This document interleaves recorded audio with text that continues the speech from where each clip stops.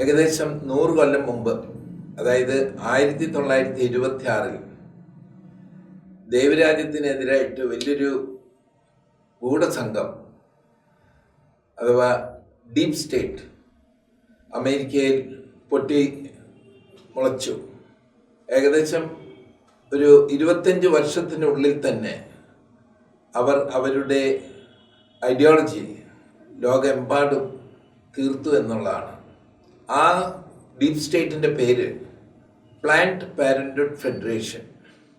അതിൻ്റെ സ്ഥാപക മാർഗറ്റ് സാങ്കറാണ്. അത് ഇന്നും അമേരിക്കയിൽ നിലനിൽക്കുന്നു എന്നുള്ളതാണ് അതിലും വിചിത്രം. കാരണം ദൈവരാജ്യത്തിനെതിരായിരുന്നു അവരുടെ പ്രവൃത്തികളെല്ലാം. യേശു പറയുന്നുണ്ട്, വിശുദ്ധ യോഹന്നാന്റെ സുവിശേഷം 10-ാമത്തെ അധ്യായം 10-ാമത്തെ വചനത്തിൽ, കള്ളൻ വരുന്നത് മോഷ്ടിക്കുവാനും കൊല ചെയ്യാനും നശിപ്പിക്കുവാനുമാണ്, എന്നാൽ ഞാൻ വന്നിരിക്കുന്നത് ജീവൻ നൽകുവാനും അത് സമൃദ്ധമായി നൽകുവാനുമാണ്. ഹല്ലേലൂയ. ഈ പ്ലാൻഡ് പാരന്റ്ഹുഡ് ഫെഡറേഷൻ അമേരിക്കയിൽ എന്താണ് അവർ ചെയ്തുകൊണ്ടുവരുന്നത് ഇന്നും? അതായത് അബോർഷൻ ചെയ്യാൻ സഹായിക്കുക, ജനങ്ങളെ ബോധവൽക്കരിക്കുക. എന്തിന്? അബോർഷൻ ചെയ്യുക. അതുപോലെ തന്നെ 3-ാം ലോക രാജ്യങ്ങളിൽ അവർ കുടുംബാസൂത്രണവും അബോർഷനും അതിലുള്ള ഫണ്ട് സ്വരൂപിച്ചു കൊടുക്കുക, അല്ലെങ്കിൽ അവിടുത്തെ ജനസമ്പത്തിനെ തകർക്കുക. ഇതായിരുന്നു അവരുടെ ആശയം. അതിൽ അവർ വിജയം കണ്ടു. 1926 നിന്ന് 2026 നമ്മൾ എത്തി നോക്കുമ്പോൾ നമുക്കൊന്ന് മനസ്സിലാക്കാം. അതായത് എല്ലാ മേഖലകളിലും മനുഷ്യ സമ്പത്തിൻ്റെ കുറവ് മൂലം തകർച്ചയിൽ എത്തിക്കഴിഞ്ഞിരിക്കുന്നു. ഇപ്പോൾ വടക്കേ ഇന്ത്യയിൽ കുടുംബാസൂത്രണവും ഒപ്പം തന്നെ ഭ്രൂണഹത്യയും കൊണ്ടുവന്ന് വെച്ച വിന എന്ന് പറയുന്നത്, അവിടെ പെൺകുഞ്ഞുങ്ങൾ എന്ന് പറയുന്നത് ബെർലിൽ എണ്ണാവുന്ന മാത്രമായി ചുരുങ്ങി. അതായത് കേരളത്തിൽ 1000 ആൺകുഞ്ഞുങ്ങൾ ജന്മമെടുക്കുമ്പോൾ 956 മാത്രമാണ് ജനിക്കുക. അപ്പോൾ അതിൻ്റെ ഇടയിൽ 44 കുഞ്ഞുങ്ങളാണ് ഓരോ 1000-ലും കുറയുന്നത്. പക്ഷേ അതിൻ്റെ ഭവിഷ്യത്ത് ഏകദേശം 10-12 ലക്ഷം ആൺകുട്ടികൾക്കാണ് ഭാവിയിൽ അവർക്കൊരു തുണയില്ലാതെ തീർന്നത്. അനേകരാണ് എല്ലാ മതവിഭാഗങ്ങളിലും. ഈ അബോർഷനും കുടുംബാസൂത്രണവും 2 കൈ കൊണ്ടും പുൽകിയവരിൽ ആ വിഭാഗങ്ങളിലെല്ലാം ലക്ഷക്കണക്കിന് ആൺകുഞ്ഞുങ്ങളാണ്, അല്ലെങ്കിൽ ആൺകുട്ടികളാണ്, യുവാക്കളാണ് വിവാഹം കഴിക്കാൻ ഒരു ജോഡി ഇല്ലാതെ നിൽക്കുന്നത്.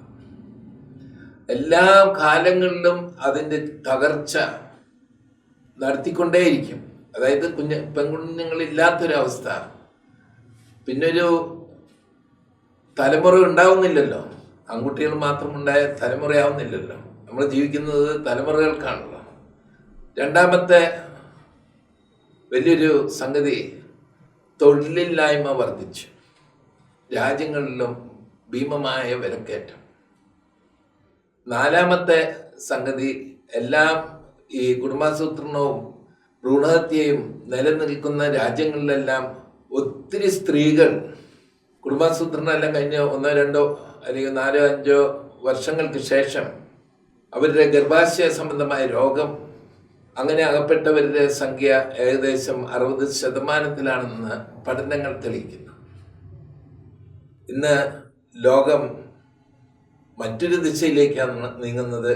അതായത് ലോകം കാർഷിക മേഖലയിൽ നിന്ന് മാറി ആയുധ മേഖലയിലേക്കും മറ്റൊരു തരത്തിലേക്കും അവരുടെ സാമ്പത്തിക വികസനത്തിലേക്ക്, സാമ്പത്തിക വളർച്ചയിലേക്ക് വഴിതിരിച്ചു വിട്ടിരിക്കുന്നു എന്നുള്ളതാണ്. അപ്പോൾ അത്രമാത്രം ദോഷം ചെയ്ത ഒരു സ്ഥാപനത്തിൻ്റെ പേരാണ് ഈ പ്ലാൻഡ് പാരന്റ്ഹുഡ് ഫെഡറേഷൻ. ഇവിടെ ഇന്ത്യയിൽ ഇപ്പോൾ നമുക്ക് ഇന്ത്യയിലേക്ക് എത്തി നോക്കുമ്പോൾ ഒത്തിരി കണക്കും കാര്യങ്ങളൊക്കെ അതിസൂക്ഷ്മമായി പഠിക്കേണ്ടി വരും. പക്ഷെ കേരളത്തിൽ നമുക്ക് നേരിട്ട് കാണാം. അതായത് നെൽവയലുകളെല്ലാം അങ്ങനെ നിശ്ചലമായി കിടക്കുകയാണ്. കൃഷി നടക്കുന്നില്ല. കാരണം കൃഷി ലാഭകരമല്ല. തെങ്ങ് കൃഷിയും ഇതുപോലെ നടക്കുന്നില്ല. കാരണം തെങ്ങ് കൃഷി ഒത്തിരി തൊഴിലാളികളെ ആവശ്യമുണ്ട്, മനുഷ്യ സമ്പത്ത് ആവശ്യമുണ്ട്. തൊഴിൽ മേഖലയിൽ അതിൻ്റെ അളവ് കുറഞ്ഞത് മൂലം, അതായത് കുടുംബാസൂത്രണം മൂലം നമ്മളെല്ലാവരും 1, 2 അങ്ങ് ചുരുങ്ങി. അപ്പോൾ പിൽക്കാലത്ത് തൊഴിൽ ചെയ്യുന്ന ചെറുപ്പക്കാരുടെ സംഖ്യ കുറഞ്ഞു. അതിനെ തുടർന്നുള്ള ആ ഡിമാൻഡിൽ കൂലിച്ചെലവ് കൂടി. ആ കൂലിച്ചെലവ് കൂടിയത് നമ്മുടെ ഉൽപ്പന്നങ്ങൾക്ക് വില അതിഭീമമായി കൂട്ടി. ഒപ്പം തന്നെ വീണ്ടും എടുത്തു പറയട്ടെ, ഉൽപ്പത്തി പുസ്തകം 1:28 വളരെ വ്യക്തമായി ദൈവം ആ മേഖല എടുത്തു കാണിക്കുന്നുണ്ട്. ദൈവം അനുഗ്രഹിച്ച് അരുൾ ചെയ്തു, നിങ്ങൾ സന്താന പുഷ്ടിയുള്ളവരായി പെരുകി ഭൂമിയെ അവകാശമാക്കുക. ഇവിടെ എടുത്തു പറയുന്നത്, അല്ലെങ്കിൽ എടുത്തു പറയേണ്ടത്,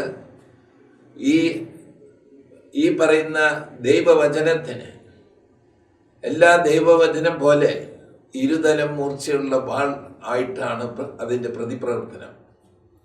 ഒരു വശത്ത് ഇപ്പം നമ്മൾ ഈ വചനത്തിൽ നിന്ന് പിന്നോക്കം പോവുകയാണെങ്കിൽ, ഒരു വശത്ത് വില നൽകി വാങ്ങിക്കാൻ തയ്യാറുള്ളവർ, പ്രാപ്തരവരുടെ എണ്ണം കുറയും. ആരാണ് വില നൽകുക? ഈ ഭൂമിയിലെ എല്ലാ ജീവികളിലും മനുഷ്യൻ മാത്രമേ വില നൽകുന്നുള്ളൂ. ആ മനുഷ്യനെയാണ് നമ്മൾ കുറച്ചത്. ഒപ്പം തന്നെ ഈ ഭൂമിയിൽ ജനസമ്പത്ത്, തൊഴിൽ മേഖലയെ ഒത്തിരി നമ്മളെ സഹായിക്കുന്നു. എന്നാൽ അതിൻ്റെ കുറവ്, വിലക്കയറ്റം, അല്ലെങ്കിൽ തൊഴിലാളികളുടെ കൂലി കൂട്ടുക എന്ന് ഞാൻ നേരത്തെ പറഞ്ഞുവല്ലോ. അങ്ങനെ നമ്മളൊരു പ്രത്യേക ഒരു തരത്തിൽ നമ്മൾ അകപ്പെട്ടിരിക്കുകയാണ്. ഒരു വലിയ ട്രാപ്പാണ്. ഒന്നും കൂടി എടുത്തു പറയട്ടെ, മറ്റൊരു മേഖലയും കൂടിയുണ്ട്.